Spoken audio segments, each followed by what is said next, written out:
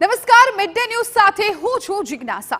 Bulgarian યુવતી સાથે દુષ્કર્મના case મામલે મહત્વના સમાચાર સામે આવ્યા છે। દુષ્કર્મની ફરિયાદ બાદ છેલ્લા ઘણા સમયથી પોલીસની પકડથી દૂર રહેલા કેડિલાના એમડી રાજીવ મોદી હવે અચાનક જ પોલીસ સમક્ષ હાજર રહ્યા છે। રાજીવ મોદી અચાનક જ સોલા પોલીસ સમક્ષ હાજર થયા છે, જે બાદ સોલા પોલીસ દ્વારા રાજીવ મોદીનું નિવેદન નોંધવામાં આવ્યું છે।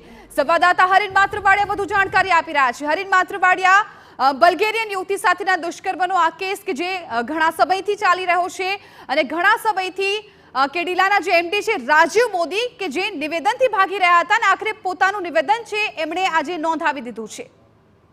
બિલકુલ, જે રીતે રાજીવ મોદીને પોલીસ દ્વારા 2 નોટિસ પણ આપવામાં આવી હતી અને ત્યારબાદ તે આજે વહેલી સવારે 8 વાગ્યાની આસપાસ સોલા પોલીસ મથકમાં હાજર થયા હતા।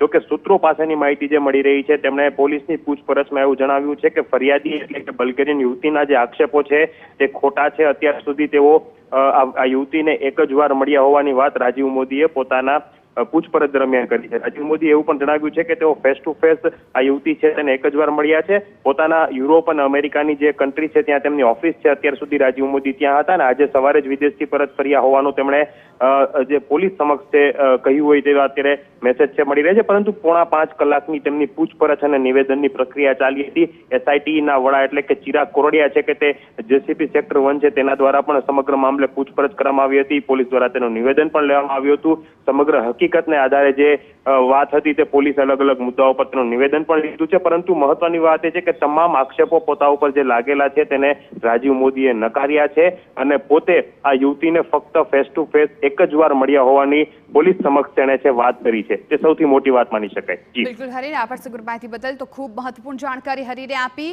કે અત્યારે રાજીવ મોદી છે એ આ તમામ આરોપોને નકારી રહ્યા છે। તેમણે કહ્યું છે કે એક જ વાર તેઓ એક યુવતીને મળેલા છે।